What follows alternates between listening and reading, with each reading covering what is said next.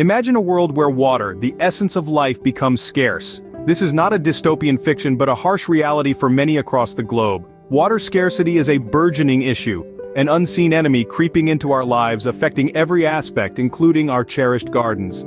The lack of water, the very lifeblood of these green spaces, is leaving them parched, withering away their vibrancy. The situation might sound bleak, but it's not all doom and gloom. As gardeners, we hold a unique position to combat water scarcity. The need of the hour is to adapt, to change our gardening habits, to embrace techniques that help us conserve this precious resource. It's not about giving up our passion for gardening, but about gardening smarter, more sustainably. Water scarcity in gardening isn't just a problem, it's an opportunity to innovate, to evolve, and contribute to a larger cause. The challenge is real, but so are the solutions. Let's explore how we can make a difference right in our gardens. The first water-saving technique we'll dive into is the use of drought-resistant plants. Drought-resistant plants, also known as xerophytes, are nature's answer to water scarcity. These hardy species have adapted to survive and thrive in dry conditions, making them an ideal choice for water-saving gardens. So what makes a plant drought-resistant? These plants have developed unique characteristics to reduce water loss and maximize water uptake. Some have deep roots that tap into moisture far below the surface, while others have small, thick leaves to minimize evaporation. But don't let the term drought-resistant fool you into thinking these plants lack visual appeal. From the vibrant purple flowers of the lavender plant to the dramatic spikes of the yucca, drought-resistant plants can be as stunning as they are sustainable. Let's delve into a few popular options that are not only easy to grow but also add a dash of color and charm to your garden. First off, we have the agave plant, a versatile species known for its rosette of thick, fleshy leaves. It's a low-maintenance plant that requires minimal water, making it a garden favorite. Then we have the sage plant, a fragrant herb with beautiful blue flowers that attracts pollinators. Its gray-green leaves are designed to reflect sunlight, reducing water loss. Next up is the succulent family. These plants store water in their leaves, stems, or roots, allowing them to go for long periods without water. Their unique shapes and colors make them a charming addition to any garden. Finally, we have the classic cacti. These prickly plants are the epitome of drought resistance, capable of surviving in the harshest of conditions. Their unique shapes and vibrant blooms can add an exotic touch to your garden. Each of these plants brings a unique aesthetic to your garden, while significantly reducing your water consumption. They prove that you don't have to sacrifice beauty for sustainability. Remember, choosing the right plant can make a huge difference in your water consumption. Scene script. Mother Nature has her own way of providing for us. Let's talk about how we can harness rainwater for our gardens. Imagine every drop of rain as a precious resource, a gift from the sky that we can store and use to nourish our plants. That's the essence of rainwater harvesting. It's a simple and effective method of collecting, storing, and using rainwater instead of allowing it to just run off. Now let's break it down. Rainwater harvesting primarily involves two components: a catchment area, which is usually the roof of your house, and a storage facility, often a rain barrel or a larger cistern. The rainwater falls on the catchment area and is directed into the storage facility through gutters and downspouts. Here it waits, ready to be used when your garden needs it. But what if you don't have much space? Or perhaps you're a bit of a DIY enthusiast? No worries, rainwater harvesting can be as simple or complex as you want it to be. For smaller gardens, a single rain barrel might be enough. You can even make one yourself from a large garbage can or an old whiskey barrel. Just attach a spigot near the bottom, cover the top with a screen to keep out debris and insects, and voila, you have a rain barrel. For larger gardens, you might need a more elaborate system with multiple barrels or a large cistern.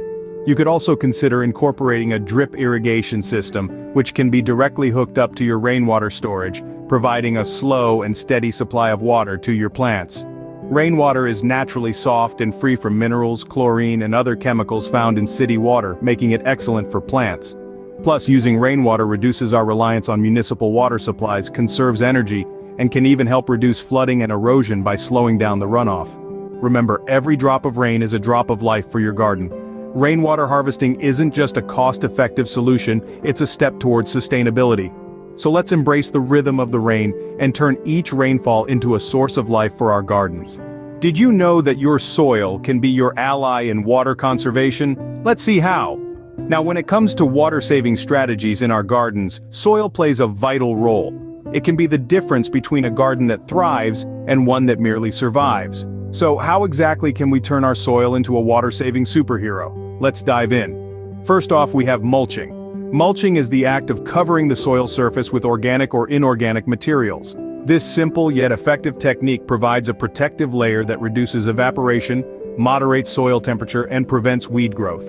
Organic mulches like straw, leaves, or compost decompose over time, enriching the soil and improving its structure. Next up is soil amendments. Soil amendments are materials added to the soil to enhance its physical properties. They can be organic, like compost, peat moss, or manure, or inorganic, like vermiculite or perlite.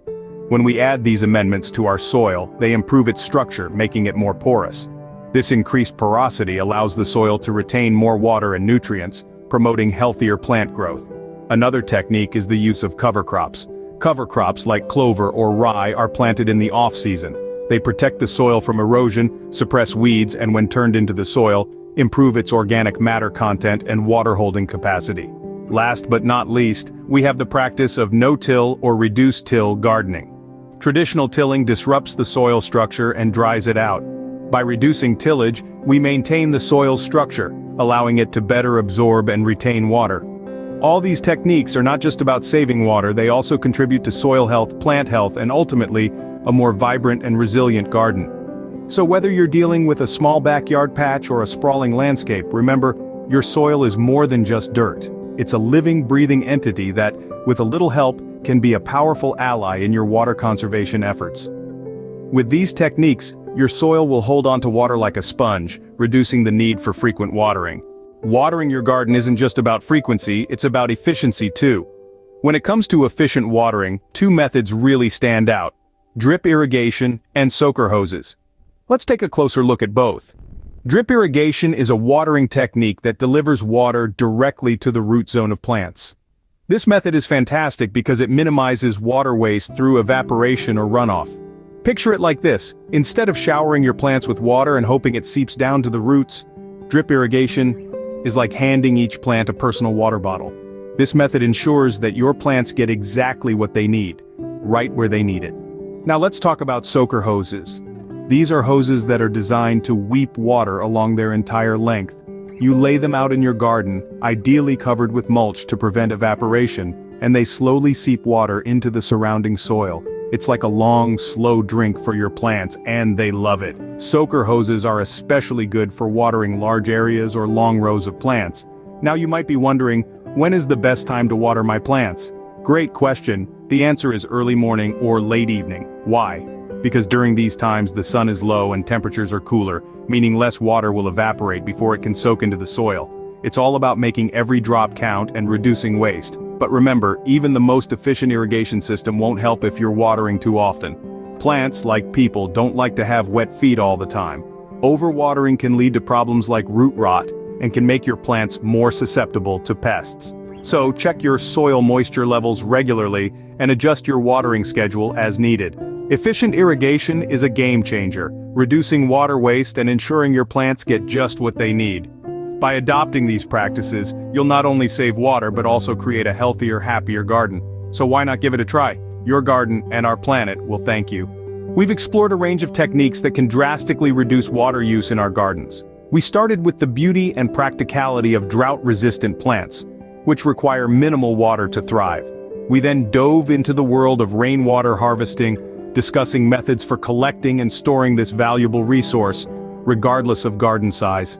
Next, we shed light on soil moisture retention strategies, from mulching to soil amendments, that can help your garden hold on to more water.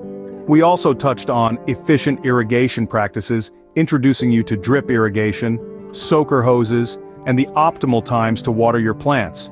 We even delved into innovative water-saving tips, like using gray water systems and designing water-wise gardens. The takeaway? Efficient water use in gardens is not only achievable, but it's also essential for our planet's sustainability. Water-saving gardening isn't just a choice, it's a responsibility. Together we can make our gardens flourish while conserving this precious resource. So make sure to like, subscribe, and share this video to spread the word.